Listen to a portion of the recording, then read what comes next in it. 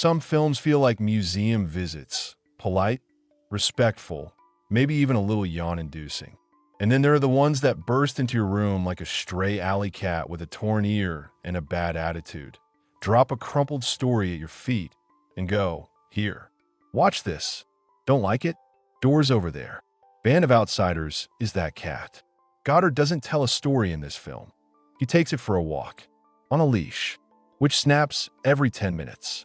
The plot? Sure, something resembling a heist adventure. Two guys, Franz and Arthur, and a girl named Odile, played by Karina.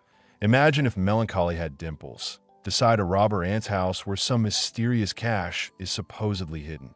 But the heist here is like cafeteria dessert after radioactive herring. Technically there, but nobody really cares. Band of Outsiders is a punk ballad to youth, boredom, and the way movies mess with people who've watched too many of them. Franz and Arthur aren't just wannabe criminals. They're like two background characters who hijack the film to play leads. They talk like they're auditioning for a noir that doesn't exist, chase each other with finger guns, and wear expressions that scream, "Why are we even doing this?" Odile, she's not a character. She's a mood swing in human form. One moment she's intrigued, the next she's scared, then she smiles into the camera like she knows the film has already become legend, and now she can do whatever the hell she wants. And here's the catch. This movie isn't about the robbery.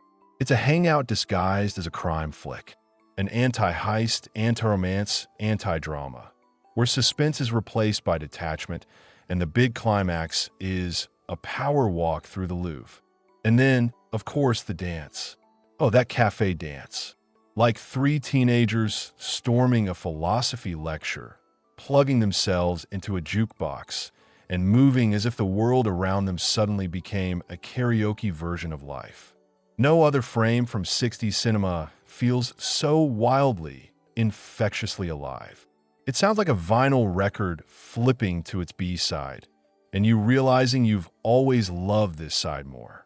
In the background, Godard's own voice, grumbling like an all-knowing Arthouse deity, dropping narration between silences, telling you what the characters feel before they know it themselves.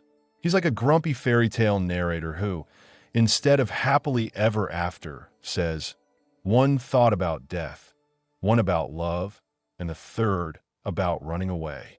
And remember, this film was shot for peanuts on the fly, on cold Paris streets, without a script, but with full conviction that it mattered. Because cinema should breathe, not rhyme with Hollywood, but wink at it from across the Seine like, "We've got our own games, monsieur." Band of Outsiders smells like cigarette smoke and fresh ink. It's a photo album made of someone else's memories. Everything feels half-dreamt, half-improvised. Empty classrooms, Anglo-French gibberish, trains going nowhere, and that lingering feeling that something important is slipping away the moment you blink. Even the crime? Just an awkward pit stop between a walk and a cup of coffee. By the end, everything falls apart. Spoiler. In Godard's movie games, the winners aren't the ones with the gun.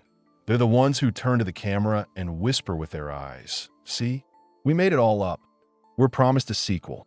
Of course, there won't be one. Just like there's no such thing as a second First Love.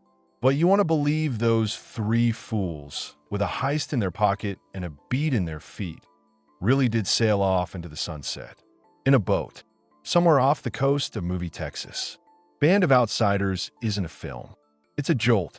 It's a reminder that cinema can be as light as jumping over a puddle and as deep as a look into the camera that breaks the fourth wall and kind of breaks your soul.